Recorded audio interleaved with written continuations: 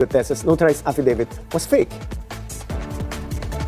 What does this revelation mean for the credibility of the so-called witness and Senator Marcoleta, who presented Guteza to the Senate Blue Ribbon Committee hearing?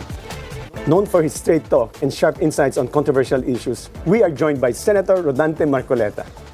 Welcome to this, folks, and Good morning, Atty. Trixie. Minsan lang ho kayo lumalabas sa TV. Edwin. Malakas po si Trixie sa inyo. Maraming salamat ho at pinaunlakan niyo po ang It's my honor. It's my honor. thank you for being here. So, kumusta naman, sir, yung the RTC found that yung affidavit daw ay forged document. So, ngayon ang tinatanong is ano ang repercussions nito sa inyo daw dahil kayo yung nagpresenta? Repercussions on me. Meron siyang repercussions. May mga ganun. Hindi, tanong lang naman, syempre, umiikot. And I'm surprised this is happening. Are they trying to create a mountain out of a molehill?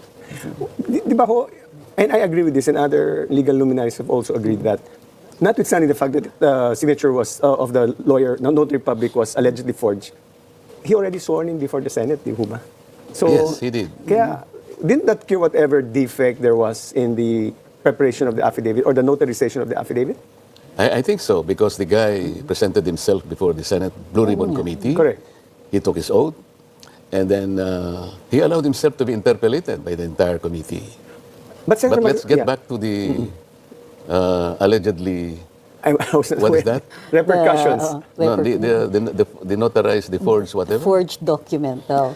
The signature of the notary public was allegedly forged. Yes. If we can at least waste our precious time discussing this, you will have to believe and assume that Guteza has the power to go to one office, get the notarial stamp of whoever is notarizing there, secure the dry seal, and then look for the last entry of the book of the notarial register Right. or the registry para makuha mo yung document number, the page number, and the book number, and then sasaynan ni Guteza.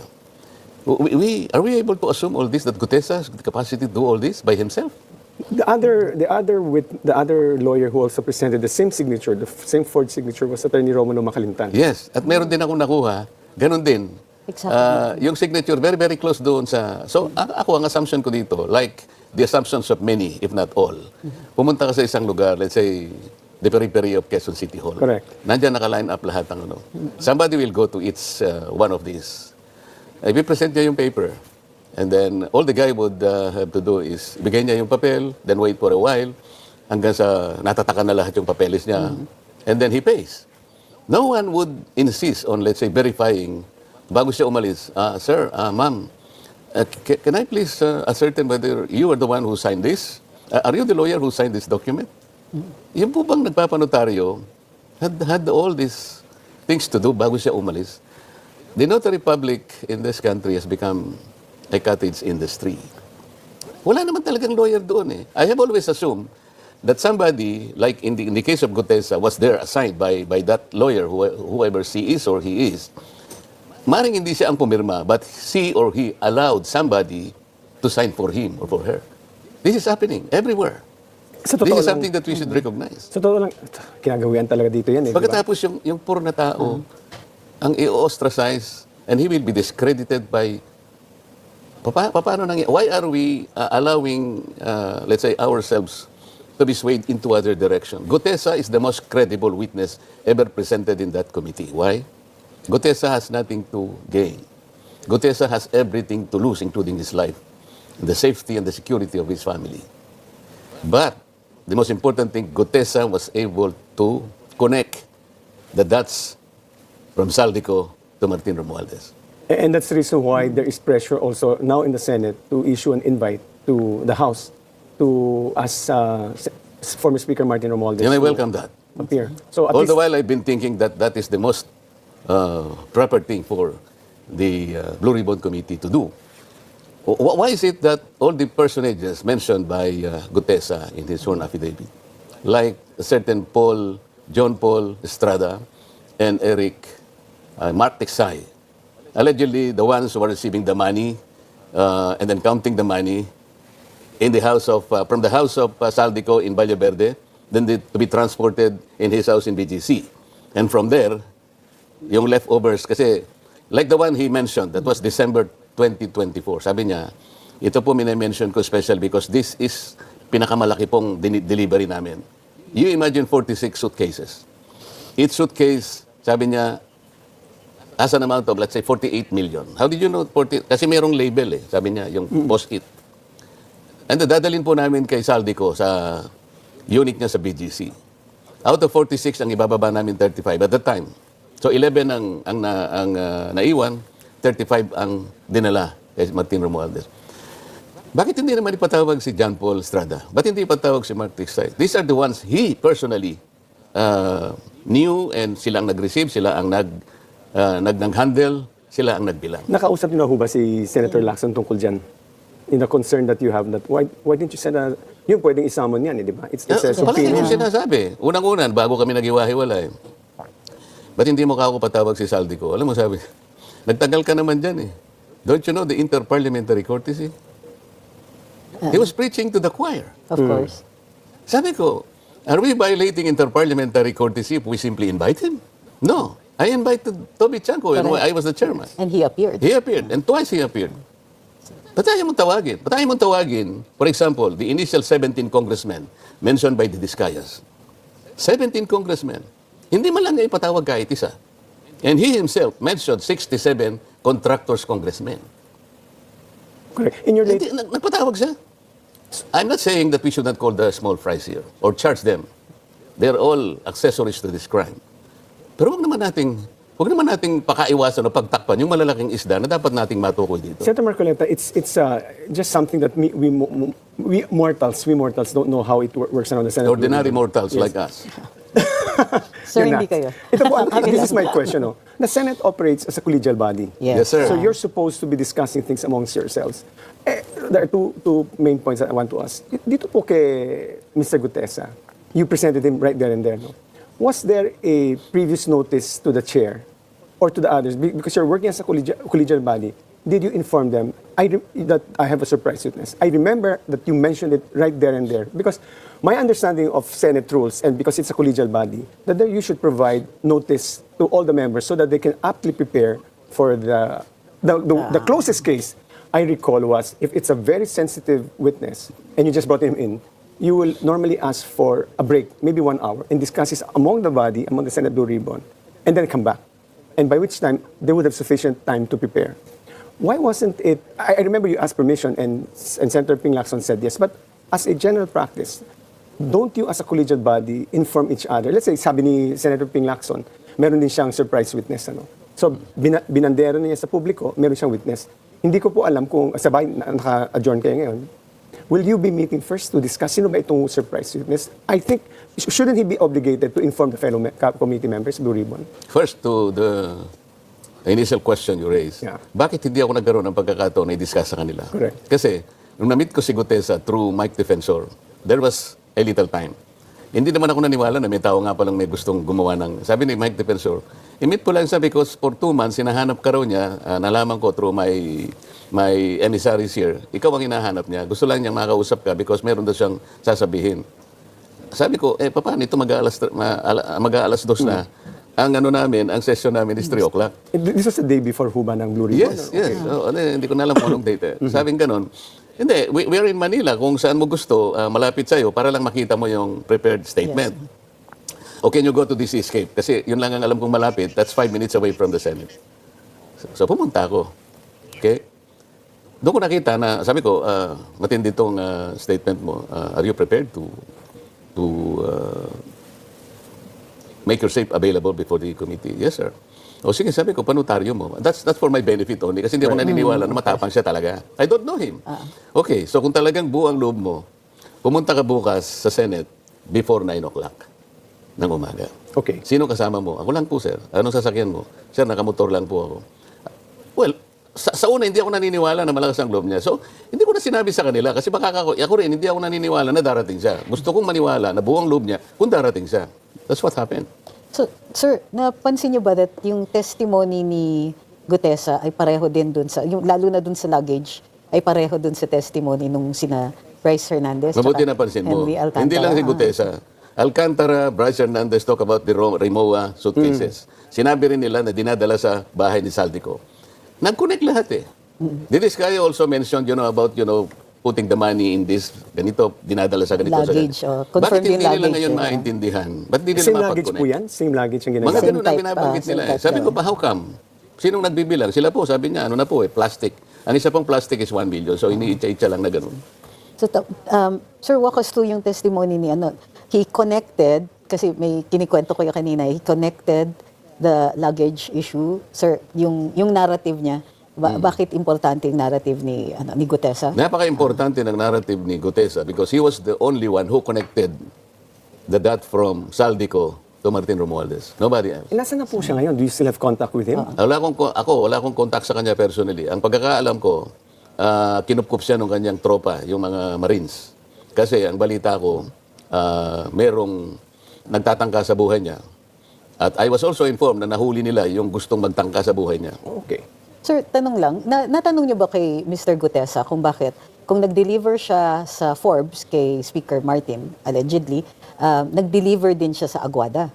Tama Sinabi po ba? niya doon sa statement niya, hindi lamang sa Pero hindi dalawang niya lugar sa in-explain, merong Natanong niyo ho ba kung bakit ho dalawang Oo, delivery places? Forbes tapos Aguada pa. hindi na kasi nakita ko yung niya. Dahil nagmamadali kasi ako. Ngayon, ang nangyari pa, ang balita ko, kumuha ng CCTV si Senator Lacson para makita niya na kung sino sumundo kay Guteza. Sa CCTV po ng Senate. Sabi ko, ako naman, anticipating that he might come. So sabi ko doon sa staff ko, pakitingnan mo itong taong ito, baka sakaling dumating kasi nangako siya na darating. But I'm not sure kung darating o hindi. So binigay ko yung pangalan. So na-establish sila sa CCTV. One of my staff fetched him from the guards area at pumunta sa Senate ito, di ba? Sa Senate. So, Ngayon, bagay sa pintuan ng Senate. ano? Sa pintuan, kasi sa doon pagpasok, pa lang sa guard, kasi maraming pirma. pirmahan. You have to So, check in, eh. para lang makapasok siya ng mabilis, kasi sabi ko, before 9 o'clock, nandun ka na. Question is, bakit naman si Senator Lacson, kung totoo yun kung totoo na merong CCTV, ba't kinakailangan niyang kumuha ng CCTV and spy on us? Is this the work of a senator? But wasn't that already, the CCTV has always been there, so you can just track it, di ba? So there's nothing new there because it's also been working. Pero bakit palaging siyang kumukuha ng CCTV? You remember the other incident? Meron daw contractor na pumunta sa isa sa amin and then na-establish pumunta sa opisina ni Senator But wouldn't Erwin that be Tulfo. also just to make sure that everything falls into place, that the people who are saying whatever they're saying can be verified independently? And CCTV is a good basis sir, to say that you're telling the truth. or Ano at yung least- significance ng pagsundo ng staff Ewan ninyo? ko sa Hindi ba kanila, common courtesy yun? Parang Mag-invite magpipresent kayo? yata sila na napumunta nga sa opisina ko. Alam ka, kanino pupunta yung tao? Ako yung kausap Witness niya. niya. Oh, yes, sir. Di ba? So, pero so Senator Lacson is making a big deal out of this. Sabi ko nga Eh, sa'yo, siya somebody is creating a mountain out of a molehill. So, yung pagpunta ba ni Guteza, kinakailangan kumuha ka pa ng CCTV para i-present mo. Why? Why are you doing that? I'm confused. But when you say, bakit pa kukunin, you mean to say, bakit pa tiningnan ni Senator Ping Lacson yung CCTV? Ganun yung gusto raw nilang gawin. Ewan ko kung gagawin nga nila yon. At somebody informed me also na may pumunta sa Seascape para makita nila na pumunta nga ako doon at siguro ilang oras. Siguro na-establish nila. Hindi ako talaga nagtagal because that was my promise to Pero, Mike Defensor. with due respect, Senator Marcoleta, I think that's also part of the investigative process, just to confirm the veracity of the statements of whoever, not just you. It's also his way of certifying or at least verifying that Senator Marcoleta indeed did what he said. Sana ganun lang ang gusto nila mangyari. Correct. But I think it's going to be a mountain, creating a mountain out of a molehill kung hindi to, kung palalaking pa. But Yun nga yun eh. Aren't you supposed to go to the jugular? Sino ba yung gusto nating matukoy dito? Why are we fighting each other? There is only a common objective. Makuha natin. Sino ba yung pinakamalaking isda? Sino yung tao na nasa likod ng napakalaking pandarambong sa kaban ng bayan? Hindi ba iisang ating layunin? Bakit kinigisan ninyo si Orly Guteza? Alam mo, ang simple analogy rito, alam ko maraming nakikinig sa inyo. Si Attorney Trixie, tinip sa'yo na mayroong magnanakaw ng kalabaw dyan sa neighborhood. Ang ginawa mo naman, Attorney Edwin, yung nagtip, yun ang ginisa mo. Yun ang dinidiscredit mo. Pero you did not even take any effort na i-verify mo na yung magnanakaw ng kalabaw nandiyan lang pala sa vicinity natin. Ganun na nangyari. perhaps his absence is making that a big problem for Guteza kasi nawala siya yung last hearing. Bakit siya nawala? There is a threat now to his life eh. Ito yung nangyari. Kailangan mapansin ng mga kababayan natin. Nung ilabas ko si Guteza, wala nang tinawag na hearing. Kahit na naka-adjourn kami, nag-hearing kami. Merong mga briefing ngayon sa budget. Ako, Okay. maski nakabakasyon ako, I try my best to contribute and participate in most of the briefing ng budget.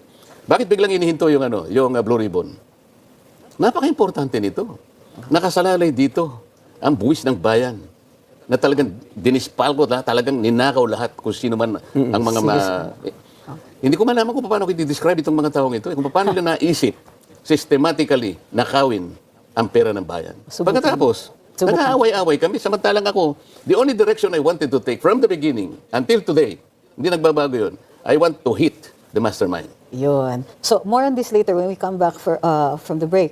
Also, together with your comment on ICI filing of charges against 6 individuals.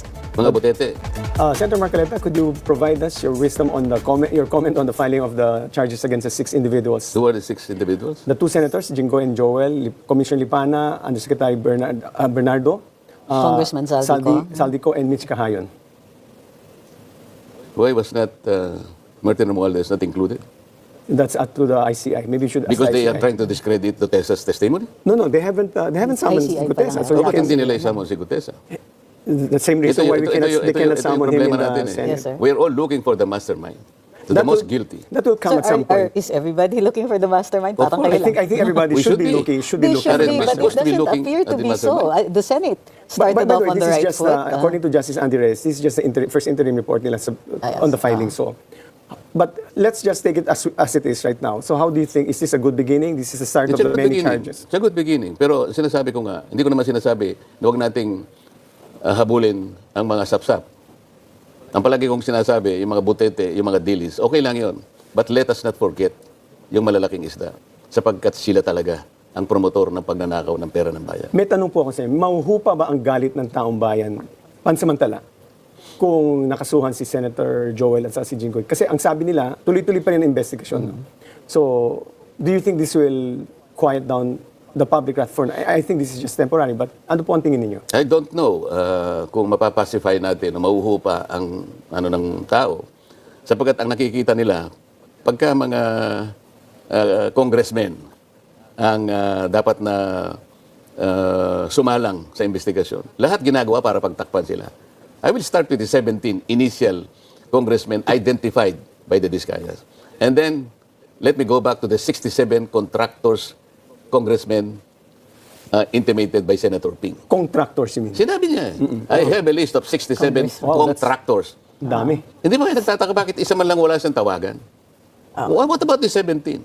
Kaya nga gusto ko malaman, kung tatawagin niya si Martin Romualdez, make him appear before the committee. Para makapagtanong naman kami. At sana ba- hindi closed door, na? Walang closed door yan. Lalo magagalit ng taong bayan kung Sa i-close ICI. Yung door. ICI, kaya siguro hindi masyadong naniniwala ang tao dyan because hindi alam ng tao eh. Ang tao, interesado sila. Why? This is their money. Correct. Alam mo yun, sabi ko nga hanggang ngayon, naghahanap ako kung paano yung sasagot ko sa kanila eh. I hope I can bend the law. Why? Sabi nila, Senator, tulungan mo naman kami. Kami kahit na ganito kami kahirap, pinipilit namin magbayad ng buwis. Ganito pala nga niyan, kinapuntahan ng buwis namin. Pwede bang ilaban mo naman kami para wag naman kaming magbayad ng buwis kahit sa 2026 lang? parang What am I kaya- supposed to tell them? Agreed, sir. But If I can bend the law, I will ask the BIR. Pero alam niyo ho, mukhang nangyayari na because I understand from the reports of the Finance Department, the collection has gone down because primarily the people are so Hindi natin, frustrated. Yeah. hindi natin madi-discount yan kasi Correct. galit nga yung tao eh. But if I want the people, I want to please them. Pwede ko bang i-bend man lang ang batas? Kahit konti lang para mapagbigyan ko ito. Kasi nga, yung kanilang sentimiento, Attorney Edwin, Attorney Trixie, valid eh. Pera nila ito eh. Nagsikap sila, luha, dugo ang kanilang ginugol dito. Pagkatapos makikita nilang ganun lang palang kapupuntahan. Correct. Masama pa ekonomiya. It's a- Masakit yung pagbayad ng buwis This is a ngayon. valid expression of anger because of what we've seen right now po eh. So talagang everybody is mad at that's why yung mantra, yung chant ngayon, ikulong niyan, mga kurakot eh. O, tapos ang gagawin nila, para lang ma-sway sa ibang direction, si Guteza ngayon papapanagutin. Anong malay niya? Binigay lang niya yung papel doon sa window nung kung sino man yun. Akalain mo na, yung lugar na yun, pinakunan ko na litrato eh. Alam mo nakalagay na paskil doon, Attorney Edwin, Attorney Trixie? Notary Public, 24/7. Hindi Yung mga natutulog. abogado doon, hindi na natutulog Oo yun. nga eh. Parang So, ano? Chances are, Ginising. that lawyer, kung sino man yun, hindi siya talaga pumipirma ron. But Yes. she assigned or he assigned somebody na pipirma sa kanya. And that is the violation in the notarial Yes. law. But let's discuss sir. moving forward. In the same way that you had a surprise witness, like I said a while ago, Senator Lacson claims to have a surprise witness. Isn't it your duty as a collegial body and as a member? I remember that saying that in a committee, all our members and the chairman is not a master but a presiding officer. So what actions would you take to, at the very least, identify the surprise witness? Even para wala nitong gulo na nangyari doon sa hearing, parang would you like to ask Senator Lacson to... I will ask the minority leader. Kasi ako deputy minority leader lang. I will Okay. ask Senator Alan. Siguro, total, para hindi na maging surprise, sabihin niya na kung sino. My understanding... Palagi ko may time naman siya na gawin yun. Hindi kagaya ko na talagang tinitingnan ko muna kung darating o hindi. Kaya ako nagkulang ng time. Pero may courtesy ako dahil sinabi ko naman sa kanya ang circumstances before I introduce the guy before the committee. My recollection of Senate rules is you can temporarily not disclose, but it cannot be before at least there should be reasonable notice to inform the collegial body na there's this witness para at least lahat kayo handa. Sana If you have ganun ang questions. gawin niya, di ba? Maganda ko kung ganun sana ang mangyayari moving forward. Kasi hindi lang siguro isang surpresang witness ang lalapit sa inyo, lalapit sa ibang mga senador. Kaya mabuti siguro pag-usapan po And ninyo. better still sana, magtawag muna siya ng kuko sa limbawa kung ayaw niyang mag-meet yung buong Blue Ribbon. Para discuss natin. Sa akin, aside from that, kailangan merong ground rules dito eh. Alam mo kung bakit ko pinipilit ang ground rules? Hindi ko na maintindihan itong nangyari nung panahon niya eh.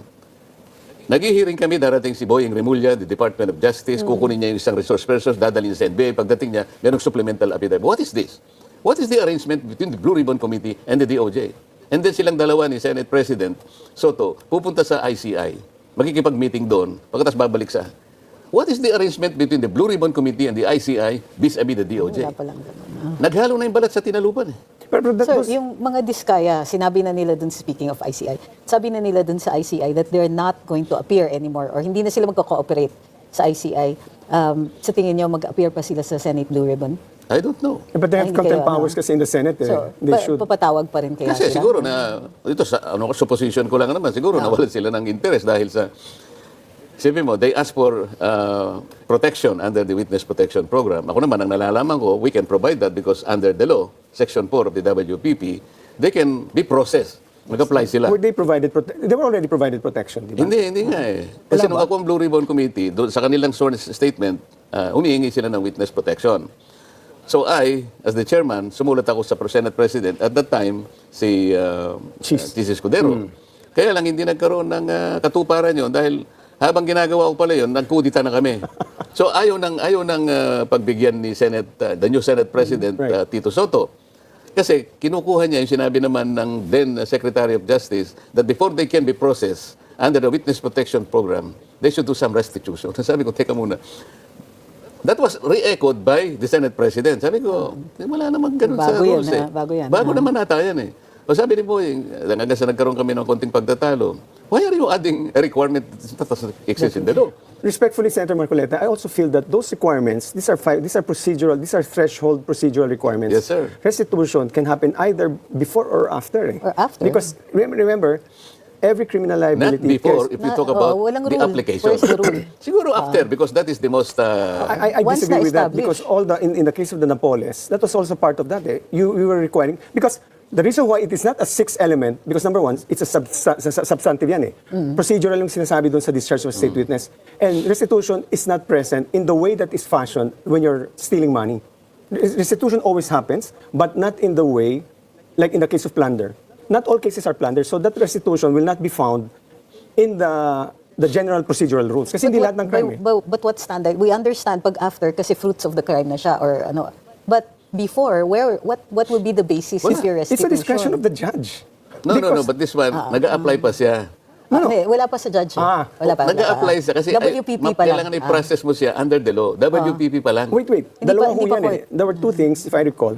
One was protection, and one has to be discharged as state As witness, state which witness. is yung mas WPP importante pala. sa kanila yun. Hindi, ganito yan kasi Section 3, di ba? Pag ginawa mo Section 3, ito hindi siya kasama sa crime.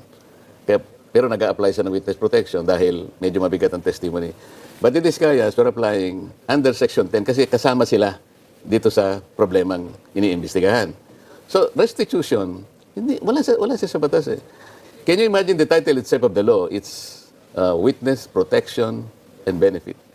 So to burden the potential applicant of restitution, unang-una, ilan ba i-restitute? Who's going to compute? Baka they will be able to abuse their discretion. Baka magkaroon pa ng corruption dito sa restitution because it is not provided by law. So sabi natin, ang totoo niyan, kahit na state witness na sila, if they cannot comply with the requirements, pwede mo naman sa tanggalin na sa state witness. But restitution will always happen at the end. Well, we have different views, but anyway. Hindi, kasi at WPP, we have not yet established the extent Yes. of the criminal activity. Hindi So, niya kailangan aaminin sa'yo tapusin na nila yan, hindi po kami You know, nakaw. but the fact that he's applying to be a state witness, obviously. Probably an There's expression an- of willingness to restitute. Yun siguro yung pwedeng... But I'm just you have telling you, to, The hindi pwedeng objective of the law kasi, retroactive din kaya na- naman kailangan mo yon. Napakahirap naman na ipinpoint mo yung isda na malaki. Wala ka na makukuha ng ganun kadali. So, itong mga taong ito were encouraged to do that in order to help the state prosecute the bigger fish. Well, anyway, So Yun your, ang exchange niya. your vision really is to go after the mastermind and therefore the root of all of Yes, this. ma'am. That I has been think my that is position not a from the monopoly beginning. of Senator Marcoleta's vision. It's a vision of everyone here Of course, to go but after the we're mastermind. talking about how single-mindedly Yeah. this is how he crafted. In fact, the way you conducted the Senate Blue Ribbon when you were the chairman was in order to get at the big fish. I told that in my May tanong po ako sa inyong final question. Medyo we're running after. Pasensya na po. Kung hindi mag-go all the way sa Malacanang, ano hong magiging... What do you mean all the way? Sabi, kung may posible bang mag-go all the way to Malacanang, ho ba itong, sa tingin nyo ba, this problem will go all the way to Malacanang?